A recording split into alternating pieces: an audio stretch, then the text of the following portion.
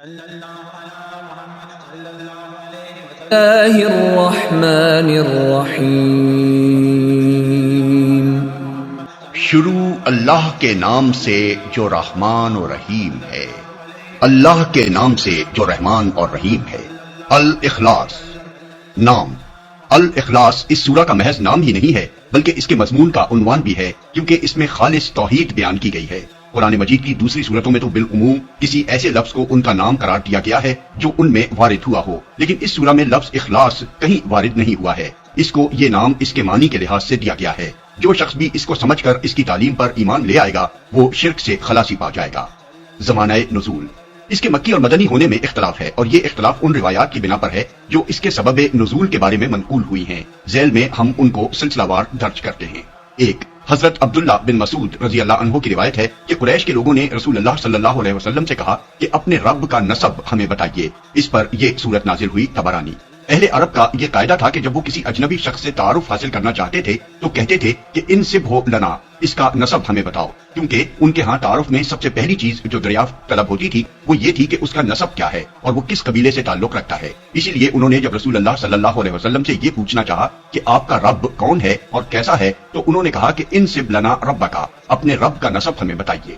2. ابو العالیہ نے حضرت ابی بن کعب رضی اللہ عنہ کے حوالے سے بیان کیا ہے کہ مشرکین نے رسول اللہ صلی اللہ علیہ وسلم سے کہا کہ اپنے رب کا نسب ہمیں بتائیے۔ اس پر اللہ تعالیٰ نے یہ سورہ نازل فرمائی۔ مسند احمد، ابن ابی حاتم، ابن جریر، ترمذی، بخاری فی التاریخ، ابن المنذر، حاکم، بیہقی۔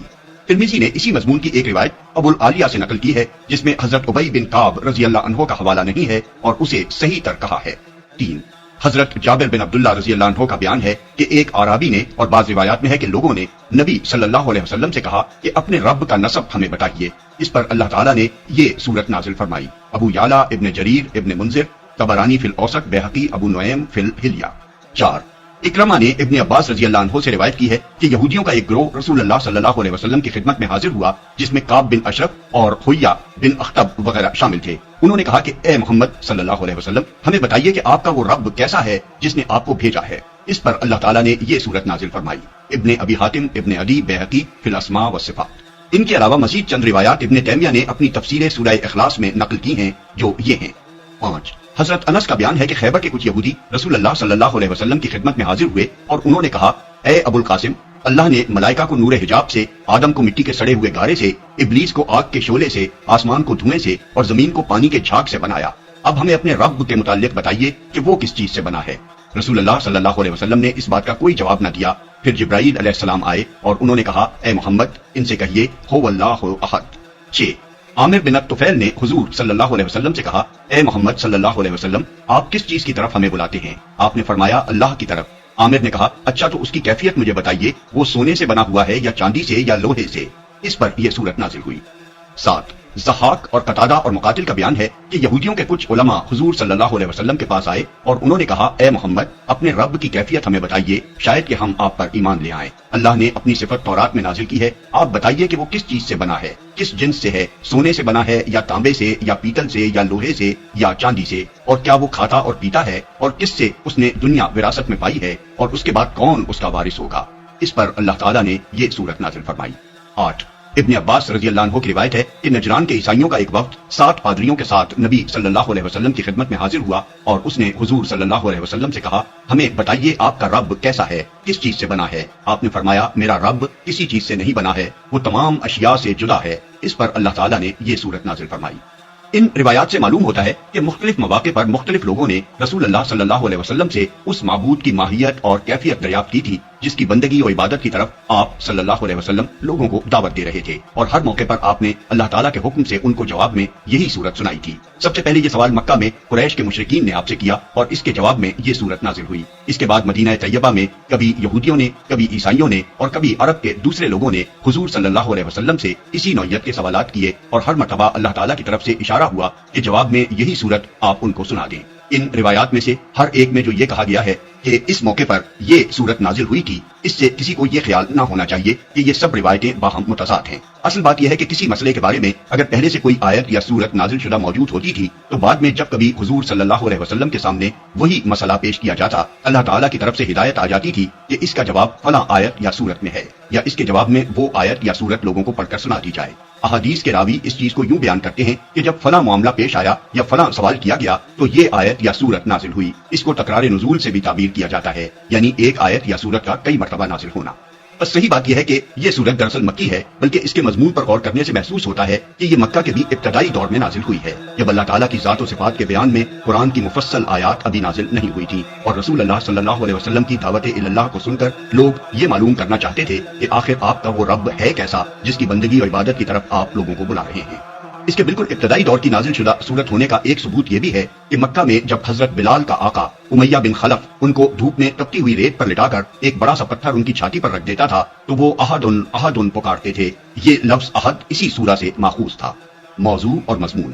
شان نزول کے بارے میں جو روایات اوپر درج کی گئی ہیں ان پر ایک نگاہ ڈالنے سے معلوم ہو جاتا ہے کہ جب رسول اللہ صلی اللہ علیہ وسلم توحید کی دعوت لے کر اٹھے تھے اس وقت دنیا کے مذہبی تصورات کیا تھے۔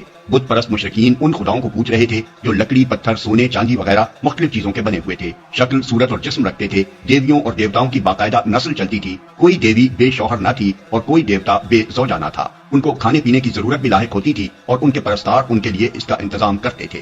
مشرکین کی ایک بڑی تعداد اس بات کی قائل تھی کہ خدا انسانی شکل میں ظہور کرتا ہے اور کچھ لوگ اس کے اوتار ہوتے ہیں۔